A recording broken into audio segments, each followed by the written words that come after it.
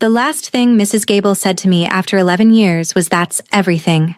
2 words for 2 garbage bags, and a girl she had used like a piece of furniture she was finally throwing out. And by the time I reached the limousine at the curb, my hands were shaking so hard I could barely open the door. Inside sat a man the streets of Seoul called the Devil, a man who had reportedly burned an entire crime empire to the ground without blinking. And he looked at me across that dark leather cabin with eyes so heavy it felt like he was carrying something ancient behind them. And then I flinched, and he stopped moving completely, and what crossed his face in that half-second wasn't cruelty or impatience or the cold satisfaction I had braced for. It was pain. The specific private pain of someone watching something they love get hurt. And I didn't understand it yet. I couldn't. Because I didn't yet know that the jagged scar on his left hand was the one I had wrapped in a torn strip of my shirt on a playground 15 years ago while he bled, and I told him, "I've got you." Subscribe to see how this unfolds, and drop a comment telling me where you're watching from. I would love to say hello to you, just to know how far our story is reaching. The $50,000 took Mrs. Gable 4 minutes and 30 seconds to count. 4 minutes and 30 seconds. Henrietta knew because she was watching the clock on the kitchen wall. The one with the cracked face and the stuttering second hand, because looking anywhere else in that room felt like drowning. The briefcase made her stomach turn. The man in the black suit made her breath go thin. And Mrs. Gable, the focused, businesslike satisfaction on her face as she licked her thumb and moved through each stack, made something deep inside Henrietta go quiet in a way she recognized. The way things go quiet right before they break. "That's 48, 49. Mrs. Gable paused, licked her thumb. "Shh, 50. She snapped the last stack flat against the table like punctuation. Done, settled, over. She did not look up. The man in the black suit slid a document across the scarred linoleum. His movements were exact, economical. The movements of someone who had never wasted a single gesture in his life. Mrs. Gable read it the way you skim a grocery receipt. She found the bottom line, scratched her name in a loose and practiced hand, and pushed it back. "She's no trouble," she said, already reaching for the briefcase, already thinking about something else. "Does what she's told. Quiet. She talked about me the way you talk about a used appliance you're finally getting rid of." The man in the suit turned and looked at Henrietta for the first time. His eyes were dark, not cruel, not empty, but heavy, like a man carrying something enormous and old behind them. He did not look at her the way Mrs. Gable did. He looked at her the way you look at something you have spent a very long time searching for. Henrietta didn't notice. She was staring at her shoes. "She may take her belongings," the man said. Not to Henrietta, to Mrs. Gable, like checking an inventory item. "She's got a bag by the door," Mrs. Gable replied, clicking the briefcase shut. "That's everything." That was the goodbye. 2 words. 11 years. That's everything. No thank you for the floors she'd mopped since she was 13. No acknowledgement that a human person was leaving this building. Just the sound of a television turning up louder in the next room, Mrs. Gable's biological children, the real children, laughing at something she was never allowed to sit in front of, drowning out the sound of a girl being traded for $50,000 and a cleared casino ledger. Henrietta picked up her trash bag from beside the door. She had packed it in 20 minutes. Most of what she owned fit in the backpack already. Nursing textbooks, a phone charger, the toiletry bag. She'd bought herself with tutoring money she'd earned behind Mrs. Gable's back. The rest was fabric. 2 pairs of jeans, a hoodie, second-hand sneakers with a crease across the left toe. At the bottom of the bag, wrapped carefully inside a t-shirt, was the bracelet. Elastic and colored beads. Pink and yellow. She'd made it at 9 years old in a classroom that smelled of crayons and radiator heat. Before the system, before the Fosters, before she learned to stop expecting to be loved. She kept it because it was the last thing in the world that had ever truly belonged to her. She stood at the front door and let herself look back. Once. Half a second. The kitchen. The narrow staircase. The indifferent, breathing house. She stepped out into the rain. She thought she knew what she was walking into. A monster. A weapon aimed at her. She had no idea she was walking toward the only person who had never stopped looking for her. The limousine sat at the curb like it owned the block. Black and long and so clean, the rain slid off its surface like the car had already decided it was untouchable. The driver opened the rear door and said nothing. Henrietta stood on the wet sidewalk with her trash bag, her backpack, her 11 years, and her elastic bracelet, and she thought very clearly, I am going to die in that car. She got in. The door sealed behind her with a soft, pressurized click. The rain vanished. The cracked street, the peeling paint, Mrs. Gable's kitchen light still burning yellow in the window, all of it disappeared behind tinted glass. The interior smelled of cedarwood and something warm she didn't have a name for. The leather was the color of deep water. There were no handles on the inside of the door. She noticed that. She forced herself to keep breathing anyway. He was sitting across from her. She had expected something monstrous. The whispered accounts she'd overheard at Mrs. Gable's kitchen table over the years. The devil of soul, the man who leveled an entire rival organization and left not a single witness, the man whose name made casino debt collectors lower their voices. Those stories had built something enormous in her imagination. He did not look like a story. He looked like a man who had decided a very long time ago to become something that could not be broken, completely, unnervingly still, not the stillness of peace, but of control. A hurricane that had chosen for now not to move. Black suit, perfectly fitted, silver watch catching the cabin light.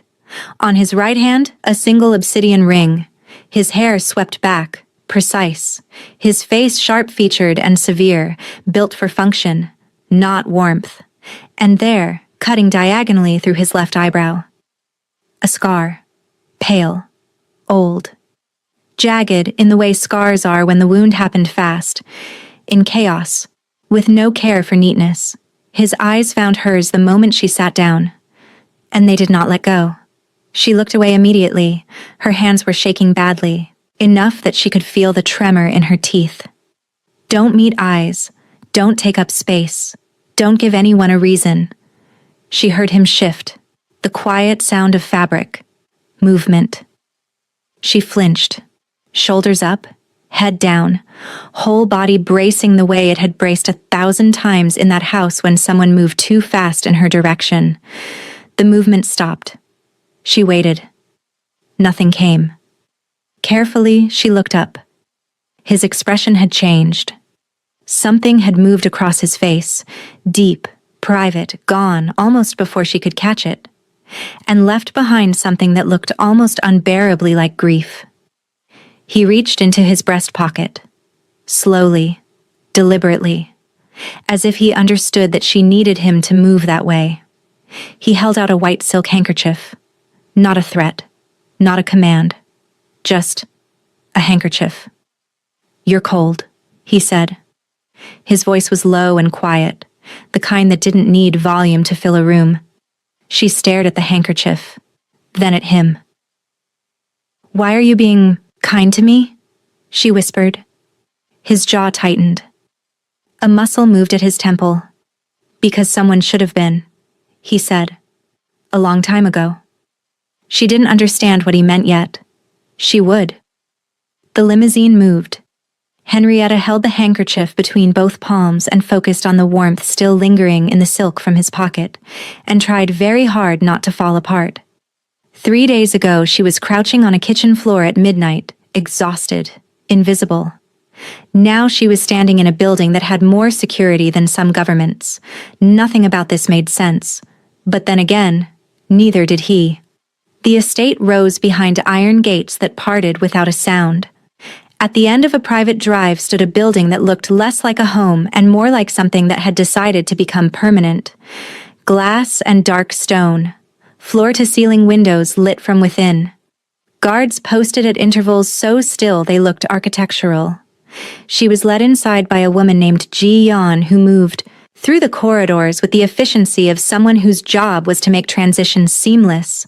Marble floors, high ceilings, art on the walls that Henrietta suspected cost more than the Foster house, and everything inside it. Her room was on the upper floor, larger than any space she had ever been given. The bed alone was wider than the entire room she'd had at Mrs. Gable's. Ji-yeon left. The door was not locked. Henrietta stood in the center of the room with her trash bag at her feet. And then she saw it. A scuff mark on the floor near the window. Old reflex. 11 years of it. See a mess. Fix it before someone blames you. She crossed to the bathroom, took a folded hand towel from the rack, came back, and crouched to wipe it clean. She was already scrubbing when the door pushed open. Yejun stood in the doorway, jacket removed, sleeves of his black dress shirt rolled to the elbow, and she saw, for the first time, the ink covering his forearms. Dark, intricate, moving, when the muscles beneath them shifted. He looked at her crouching on the floor with a hand towel. Something happened to his face. Not quite anger, sharper than anger, and quieter. The way a wound is quieter than the thing that caused it. "What are you doing?" he said. Not a question. "There's a mark. I was just..." Stand up. Flat. Final. Absolute. The voice of a man who had never said anything twice. She stood. He walked into the room and stopped a few feet from her, looked at the towel, then at her. "You are not here to clean floors," he said. "I know, it's a habit, It is not a habit." His voice dropped, quieter now, which somehow made it heavier. "It is what they made you." The sentence landed like a stone into still water. He reached out and took the hand towel from her, gently, and set it on the dresser. "You are a guest in this house. You will never clean another floor. You will never carry another person's weight on your back. You will not apologize for existing in a room." He paused. "Do you understand me?" She nodded because her throat had closed. He held her gaze a moment longer. That heavy, searching look she was beginning to recognize, the one that felt less like scrutiny and more like a man confirming something he already knew. "Sleep," he said. "You're safe here." He left. The door clicked softly behind him. She didn't trust it. She didn't know how to trust it, but when she finally lay down on the widest, softest surface she had ever been given, she slept without waiting for something bad to happen in the dark. For the first time in 11 years, she reached for the coffee pot at the exact same moment he did. And that was when she saw it, the scar. And her entire world cracked open at the seam. She had been in the estate for 3 days and a fragile routine had begun to form. Breakfast in the kitchen where the chef, a quiet older man named Mr. Beck, always set a place for her without being asked. Long hours studying in a room Ji-yeon had outfitted with a proper desk and a lamp at exactly the right height. Brief encounters with Ye-jun, who moved through the spaces she occupied like weather, present, affecting, and then gone. He was not what the rumors said. He was not what anything said. On Wednesday morning, they both reached for the coffee pot at the same time. The cuff of his sleeve drew back. And there it was, on the back of his right hand, between the knuckle of his index finger and the edge of his thumb. Small, faint, crescent-shaped. She froze. He noticed, set the coffee pot down, said nothing, just watched her. "Where did you get that?" she whispered. "A long time ago," he said. Her heart was doing something it had no logical reason to do. She reached out, slowly, without fully deciding to, and touched the edge of the scar with her fingertip. She felt him go completely still beneath her touch. Not tense. Still. The way you go still when something you've been waiting for has finally arrived, and you are terrified of startling it away. "The playground," she said. It came out like something she hadn't meant to say aloud. He did not answer. He watched her. The memory arrived the way old memories do, not in sequence, but in textures. The smell of autumn, cold concrete, the rattle of a chain-link fence in October wind. She had been 9 years old, not yet placed with Mrs. Gable, still at the group home, using the park on the corner after school because the park was better than going back before dinner. There had been older boys, and a smaller boy, 7, maybe 8, slight and quiet, with dark eyes that didn't look afraid even when they probably should have. He'd said something to the older boys in another language when they cornered him, and they'd taken it as disrespect, and one of them had grabbed his hand and shoved it into the chain-link fence hard enough to split the skin at the knuckle. She had crossed the park with her backpack still on her back and told the older boys in her clearest 9-year-old voice that she would scream loud enough for the entire block to hear unless they left. They left. People always underestimated 9-year-old girls who had already learned that the world was not going to protect them. She'd torn a strip from the hem of her t-shirt and wrapped the small boy's hand while he watched her with those dark, serious eyes. He had said, in careful and accented English, "What is your name?" She had said, "Henrietta, but people call me Etta." He had said, "I am June, people call me Junie."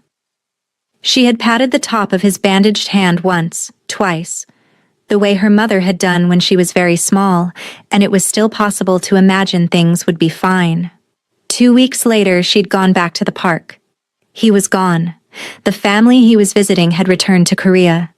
He had simply ceased to exist in her world, the way people did when you were 9, and the world was very large and very indifferent. She looked up from the scar on his hand. Ye-jun was looking at her with an expression she did not yet have a name for. Something layered and old, kept in a closed room for a very long time, standing now at an open door and blinking in the light. "Junie," she said. Barely sound at all. "Etta," he said. The kitchen was very quiet. Outside, the city moved on, entirely unconcerned. "You knew," she said finally. "You knew it was me." "From the moment they told me your name," he said. "How long have you known where I was?" 3 months, he said. "It took 2 years to find you. 3 months to make certain you would be safe when I reached you." She thought about the gambling debt, the casino, the briefcase, the signed paper. "You set it up," she said. "The debt. Mrs. Gable's debt. You engineered the whole thing." He said nothing, which was its own kind of answer.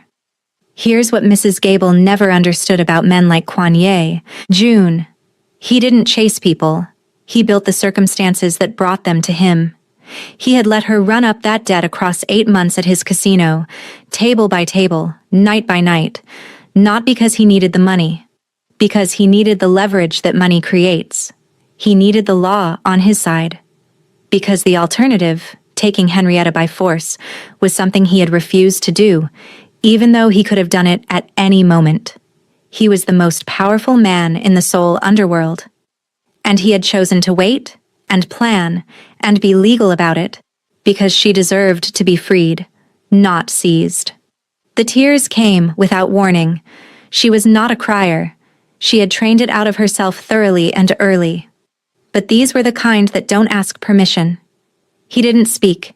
He didn't move closer or pull away. He simply reached across the counter and placed his hand, palm up, between them. An offer, not a demand. She pressed her hand into his.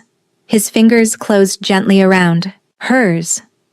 They stayed like that while the city moved outside the glass and the coffee went cold, and Henrietta cried, not for grief, she would understand later, but for the strange, disorienting weight of being found. He called her into his study that evening, dark shelves of legal volumes, a wide desk with nothing unnecessary on it, a fireplace burning low and orange against the far wall. On the desk between them lay a document she recognized immediately. Not the paper itself, but the shape of it. The legal columns, the signature block, the stamp of something official and final. She had seen variations of it her entire life, in the group home, in the foster intake office, in Mrs. Gable's kitchen. She crossed the room and read it. Transfer of custodial obligation and financial claim, her name in boxes, her presence valued at $50,000 and the cancellation of a casino debt. Clean, clinical, obscene. I wanted you to see it, Yejun said. I didn't want you to spend years wondering what was in it. He reached into the drawer and produced a second document. A legal addendum, his signature already on it, one line highlighted at the bottom. All claims, obligations, and terms of the original agreement are hereby dissolved and rendered void. For any future moment when someone tries to tell you that you were ever owned or owed, he said. Then he picked up the original, the one with her name in the boxes, Mrs. Gable's scratch at the bottom, and walked to the fireplace. He dropped it in. The paper caught immediately. The legal typeface blackened. The numbered clauses broke apart. She watched every line of it dissolve into orange and then into nothing. You are owned by no one, he said. His voice was even and quiet and absolute, the voice of a man making something a permanent, irrevocable fact. Not by Mrs. Gable, not by the system, not by me. He turned to look at her. Never by me. Do you understand? She understood. She understood that the boy who had let a 9-year-old girl tie a strip of torn fabric around his bleeding hand had grown into a man who crossed an ocean and built an empire and spent 2 years searching, and done all of it not to possess her, but to ensure no one else ever could. She pressed her fingers around the bracelet at her wrist, pink and yellow beads, elastic gone slack with age.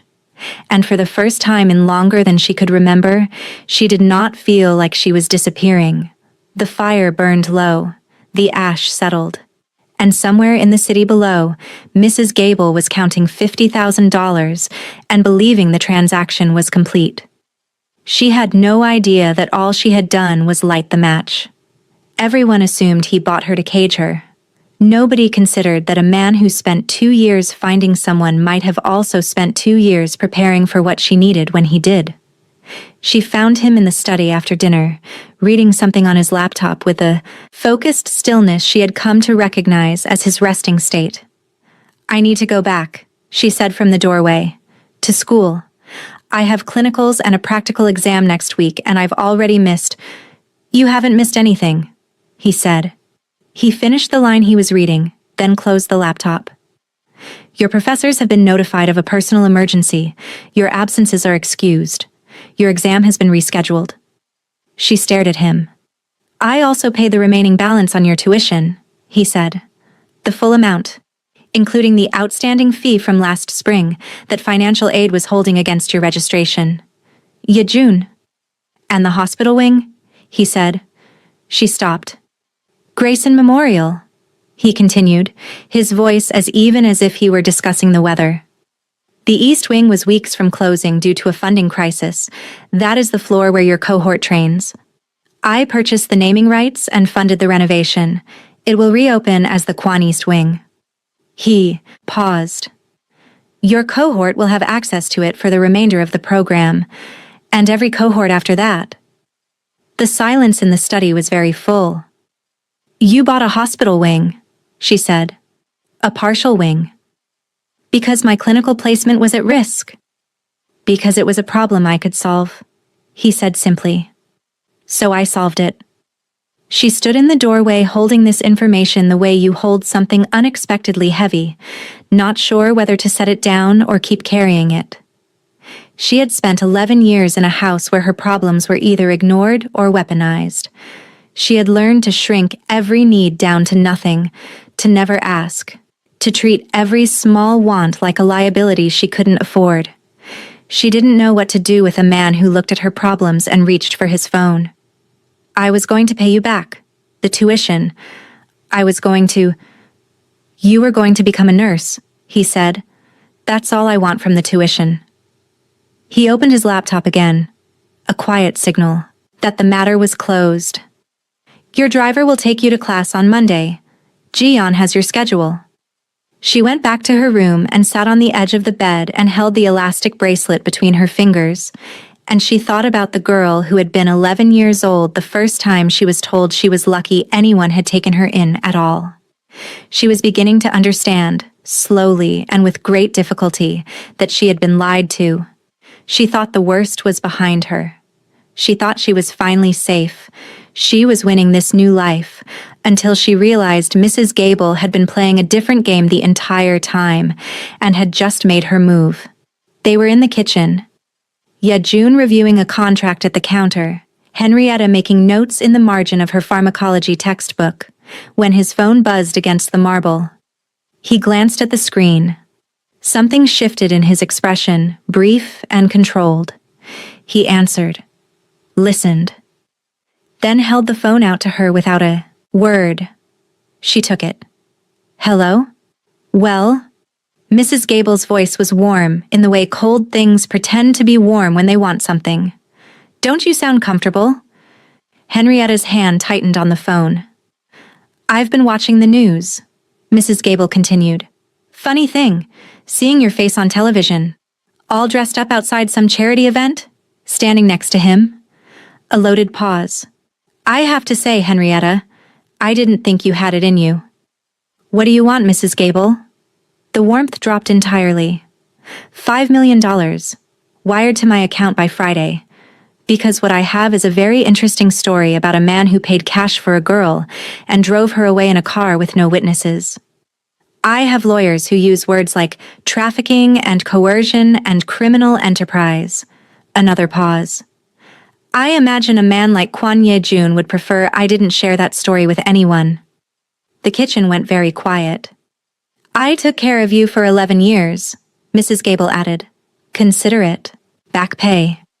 Henrietta looked at Ye-jun. He was watching her with his hands flat on the counter, expression unreadable. I'll tell him, Henrietta said. You do that, sweetheart. The warmth was back, slick and satisfied. Friday. The call ended. She set the phone on the counter. 3 seconds of silence. Then Ye-jun picked the phone up, looked at the screen once, and closed his hand around it. The case cracked first. Then something inside gave way with a sound like a small bone. He set the pieces on the counter in a neat arrangement. The way you set down something you are finished with. She has lawyers, Henrietta said carefully. She has a public defender and a gambling problem, he said. Those are not the same thing. Ye-jun. She set down her pencil. Don't kill them. He looked at her. I know what you're thinking. I can see you thinking it. And I'm asking you, don't. Not for her sake. She doesn't deserve your mercy, and I'm not asking you to give her any. She held his eyes. I'm asking because I don't want blood on the end of this story. I want to walk away clean. He was quiet long enough that she thought he wouldn't answer. I won't kill them, he said finally. She exhaled. I'll destroy them, he said. Plain, factual. The way you state something that is simply true. He picked up his tablet and walked toward the corridor. At the doorway he paused, back still to her. Finish your breakfast. We leave at 9 on Monday. Where are we going? He glanced back over his shoulder, and for just a moment, just one, something crossed his face that was almost satisfaction. Home, he said, to yours. For the last time. Mrs. Gable's strategy. Dress well, bring a lawyer, project confidence, demand money. Ye-jun's strategy. Buy the building before she woke up. There is no competition between someone who plays the game and someone who owns the board. She had imagined this moment sometimes, some version of leaving on her own terms. Some version where she was the one who walked out instead of being told to disappear. She had never imagined it like this. 5 vehicles, black SUVs, moving in formation, unhurried. The limousine at the center. The same one that had carried her away from this street in the rain 10 days ago. They turned onto the block at 9:14. Through the tinted window, Henrietta watched the house appear. In the daylight, it looked smaller than it lived in her memory. The paint more faded, the front step more cracked, the yard thinner and grayer. She had spent 11 years making that house function, and it had spent 11 years pretending she didn't exist. Seeing it reduced to its actual dimensions felt like something finally correcting itself. Yejun's hand found hers somewhere on the highway and had stayed there. She had not moved it. The convoy stopped. Mrs. Gable was already at the door. She had dressed for this, the silk blouse she saved for important occasions. Hair set. A lawyer beside her. Youngish, uncertain-looking, suit that didn't fit quite right. Phone in hand. Chin at an angle that said, "I have leverage." She watched the 5 vehicles with barely concealed satisfaction. 5 vehicles meant money, meant negotiation, meant she had won. The limousine door opened. Yejun stepped out. All black. Moving across the cracked front walkway with the unhurried certainty of someone who had decided how this ended before he got in the car. He did not look at Mrs. Gable or the lawyer. He reached back and offered Henrietta his hand as she stepped out. She took it. They walked to the door together. Mrs. Gable's chin came down slightly. "Mr. Kwan," she said, recovering. "I appreciate you coming in person. That tells me we're both serious people who can—" Yejun reached into his jacket and produced a document. He held it out. Did not speak. Mrs. Gable took it with the expression of someone who expected a check and received a page of legal text. Her lawyer leaned in. 15 seconds of silence. Then Mrs. Gable looked up.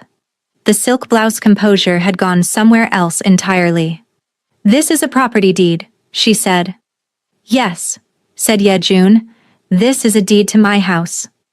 "It was your house," Yejun said. "The mortgage on this property has been in default for 7 months. The bank moved to seize it 14 days ago. I purchased the note from the bank on Friday at 4 p.m. A pause. "You have been a tenant since then, an unauthorized one, as of this morning." Mrs. Gable's lawyer was pulling at her sleeve with increasing urgency. "I have rights," she said. "I have 11 years of documented care for that girl." "You have a receipt," Yejun said quietly, "for $50,000. That is the documentation you signed. That is the only thing you have." Behind the convoy, a moving truck turned onto the block. Henrietta had not planned to speak. She had rehearsed a version of this where she said, "Nothing," where she witnessed in silence, let Yejun's machinery do what it was built to do, and stood beside it, free and quiet. She had thought that would be enough. She hadn't accounted for the look on Mrs. Gable's face, not the shock, not the anger, not the pale, dawning terror as the movers came up the walkway with clipboards and dollies and began removing 11 years of accumulated furniture through the front door. She had seen all those expressions before, in different shapes, aimed at her. She was not moved by any of them. It was the moment Mrs. Gable searched Henrietta's face, searched for the girl who always looked down, who always absorbed, who always made herself smaller, and found instead a woman looking back. That was when Henrietta spoke. "I cleaned your floors for 11 years, she said. Her voice was even. She had not raised it. She did not need to. "I cooked your meals and I stayed out of every room you decided I wasn't welcome in. I woke up early and went to bed last, and I was grateful, the way you kept telling me I needed to be, every single day." She paused. "I was 22 years old and you sold me. You wrote your name on a piece of paper and you sold me for less than a car." Mrs. Gable opened her mouth. "I don't need anything from you," Henrietta said. "Not an apology, not an explanation. I don't need you to feel bad about it." She looked at the woman. Really looked, the way she had never been able to afford to before, and what she felt was not hatred, not grief, not the hot pressure of 11 years finally exhaling. What she felt was distance, clean, final, permanent. "I just wanted you to see me," she said, "standing here, one time, before I go." A mover came through the door with a television, another with dining chairs. Mrs. Gable watched them pass with an expression that had stopped being angry and gone hollow. The lawyer had stopped trying to intervene and was reading documents on his phone with the focused misery of someone confirming they have no options. Henrietta turned and walked back down the front path. She did not run. She did not look over her shoulder. She walked the same cracked walkway she had walked for 11 years, shoveled in winter, swept in summer, crossed every day of her adolescence in quiet invisibility. And she walked it like it was already behind her. Because it was. Yejun fell into step beside her. At the car, he opened the door and she got in, and he came in after her. And the door sealed with that same soft, pressurized click she remembered from the first night. The sound of a world closing. Outside, she could hear Mrs. Gable's voice rising, sharp and ragged, as the movers brought out the couch. She heard Bryce say something. She heard the lawyer's measured, apologetic tones, the ordinary sounds of consequence arriving. Unhurried and thorough, the way it always does when it finally comes. She did not roll down the window. She did not look back. She pressed her hand against the bracelet at her wrist. The elastic and the pink beads and the yellow ones, the only thing she had carried out of her whole life before this one.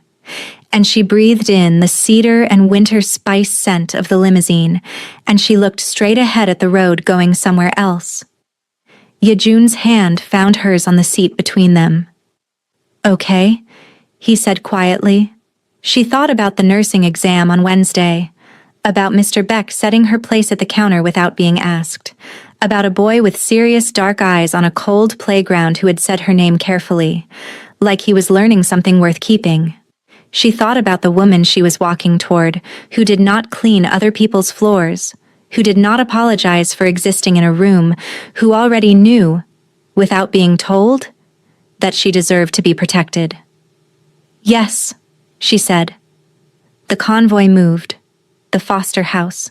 Its cracked step. Its faded paint. Its 11 years of silences shrank in the rearview mirror and disappeared around a corner. And the city opened up ahead of them, wide and indifferent and full of everything that had not happened yet. Henrietta kept her eyes on it. She didn't look back once. What happens when Yejun's rivals discover his one vulnerability?